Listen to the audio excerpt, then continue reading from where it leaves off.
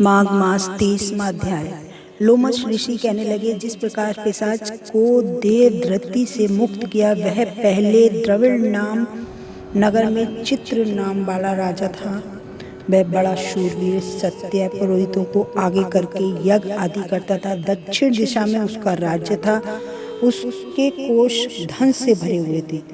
बहुत सी स्त्रियों के साथ क्रीड़ा करता था। अनेक यज्ञ उसने किए थे। वह नित्य अतिथियों की पूजा करता था। वह जंगल में भी स्त्रियों से घिरा हुआ क्रीड़ा किया करता था।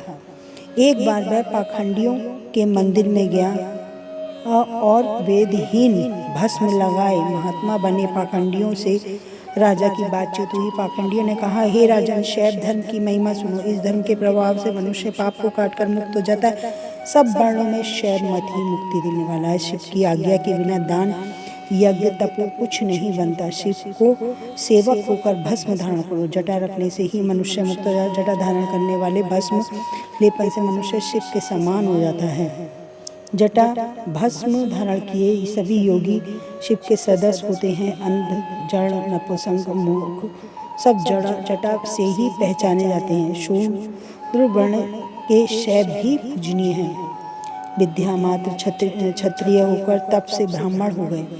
वाल्मीकि चोर होकर उत्तम ब्राह्मण हो गए। अतएव शिव पूजन में किसी बात का विचार नहीं। तप से ही ब्राह्मणत्व प्राप्त होता है, जन्म से नहीं। इस कारण शैव का दर्शन उत्तम है तथा शिव के सिवाय दूसरा देवता पूजन न करें। शिव तपस्वी को विष्णु का त्याग कर देना चाहिए। विष्णु की मूर्ति की पूजन नहीं करनी चाहिए। विष्णु के दर्शन से शिव द्रोह उत्पन्न होता है और शिव के द्रोह से रौद्रवादी नरक मिलते हैं। इसी से भवसागर पर होने के लिए विष्णु के नाम भी नहीं लेना चाहिए। शिव भक्त निशंक होकर जो शिव से प्रेम करते हैं वह कैलाश में वास करता है, इसके कुछ संदेह नहीं। धर्म पालन करने वालों का कभी नाश नहीं होता। इस पाखंडी के ऐसे वचन सुनकर राजा ने मोह में आकर उसका धर्म ग्रहण कर लिया और वैदिक धर्म को त्याग दिया। वह श्रुति ब्राह्मणों की निंदा करने लगा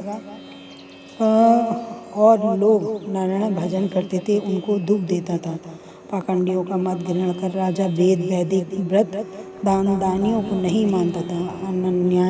अन्याय से दंड देता। कामी राजा स्त्रियों के समूह में घिरा रहता, क्रोध से भरा रहता, भस्म धारण करता, मस्तक पर जटा रखता। कोई विष्णु का नाम लेता, उसे मृत्यु दंड दिया जाता।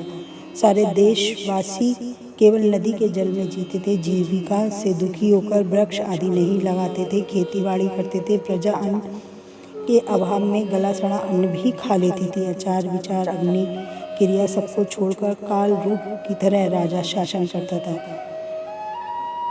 कहीं जलते अंगारों पर चढ़ना पड़ता, कहीं सूर्य अति तीव्र, कोई छाया का वृक्ष न था, कहीं लोट के डंडे से पीटा, कहीं बड़े बड़े दांतों वाले भीड़ या कुत्तों का डंग। इससे दूसरे पापियों का हाहाकार सुनता हुआ वह राजा यमलोक में पहुंचा। माघ